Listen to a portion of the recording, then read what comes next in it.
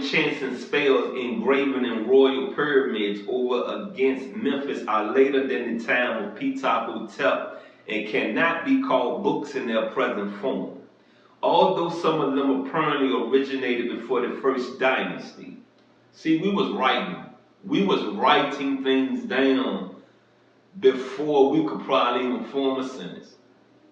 Those early writings in the first dynasty is how a alphabet system probably evolved. You got me? Probably how it evolved.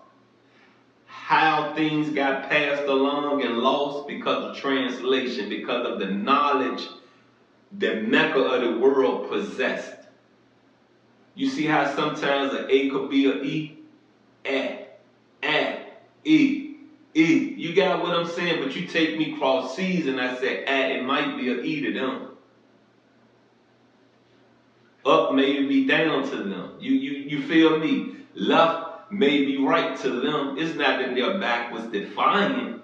It's that they was raised a different way than I was. Nor do the oldest book of any other country approach these two in antiquity. Alright, I'm going to get into this footnote. The footnote says, the monuments leave no doubt of this.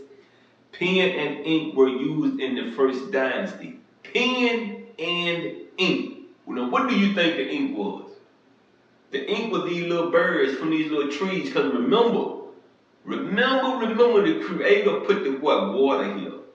The Creator put what they call it, the firmament. Put the grass here. Put the little birds here. Everything we needed to survive on this earth was put here for our well-being. It was put here for us to figure how to use it. What is this for? Okay, see that elephant? That be some good old meat. When we have our feast and our worship, that's some good old meat. Probably could feed the whole kingdom. You got what I'm saying? But what else can that elephant do? Tell you what, I'm going to take that elephant and I'm going to go on and knock this tree down. Wow. I'm going to take this elephant, I'm going to figure out how to ride it. Because see, when we go to war with these evil devils in the next continent, if they can get over here, I'm going to stomp them with this elephant. Because see, you can't just put a spear in it and think it's going to fall. You might could put some buckshots in it, but we ain't have buckshots right then and there. We just knew how to make knives. You understand what I'm saying? Our knowledge went into knives before it went into bullets, before it went into guns. You feel me? Pen and ink were used in the first dynasty, and speech had been reduced to visible signs before that. You understand? You didn't have to talk because it was a sign telling you enter. It was a sign telling you this the child hall. It was a sign telling you this is where you gonna come pay your taxes. Yeah, they had taxes back then. Understand? You ain't getting rid of it. You ain't getting rid of it at all. Yeah, you had taxes because it how to put it?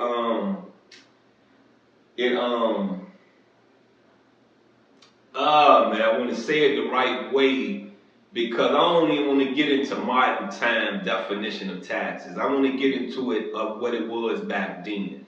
You know what I mean? Because there was a time you lived off the land, but when we knew how to make things, when we started making things, we started trading with coins. You understand what I'm saying? With metals, we started trading with that instead of trading with animals, rice, grain, wheat, barley, sugar. You know what I mean? Because see, we start figuring if our land don't produce it, then we gotta depend on someone else to get it, right? So if I have a seed, I can put it in my. I can go over there, trade, get that, and if I have a seed, I can bring it back home, put it in my land. I can take that seed, put it in my dirt, and let it grow.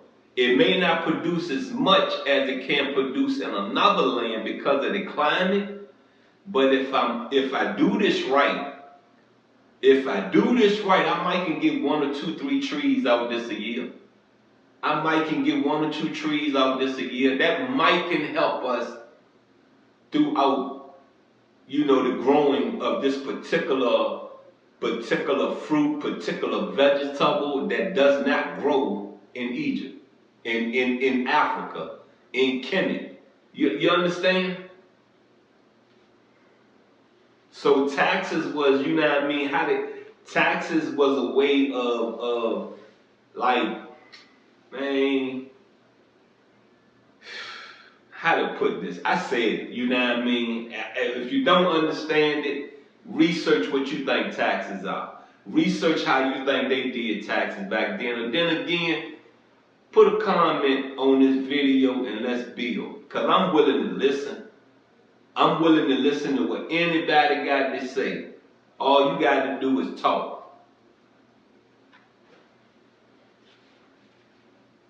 About BC 4770, and all Egyptian dates given in this book, I follow Professor Petrie's chronology. Well, that's it with the footnote.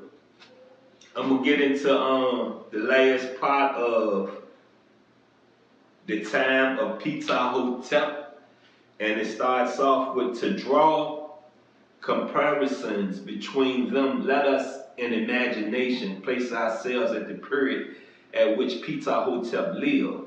That is about before Christ, 3,550, under King Isosi, living forever, and take a glance at futurity.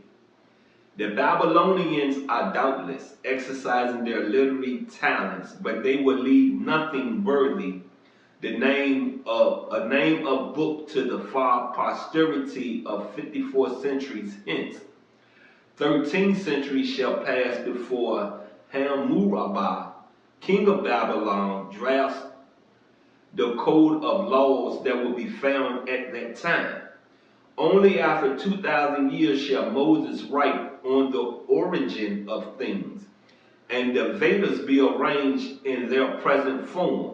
I ain't gonna go too far. I'm gonna go on back to where it says, only after 2,000 years shall Moses write on the origin of things.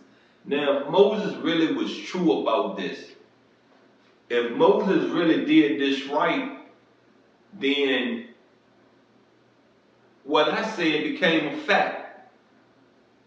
You understand? A lot of books has been rewritten. A lot of history has been rewritten. For who gained? I haven't gained out anything out of this. I haven't gained nothing showing you that I'm marked. I have not gained anything out of this letting you know that I'm a Kemite. Letting you know that my soul come before Christ. Letting you know that I'm disabled. Letting you know that I'm schizophrenic. Letting you know that I've been in this. I've gained nothing. Nothing at all. You got me? Letting you know it. You understand? But letting whom I pray to,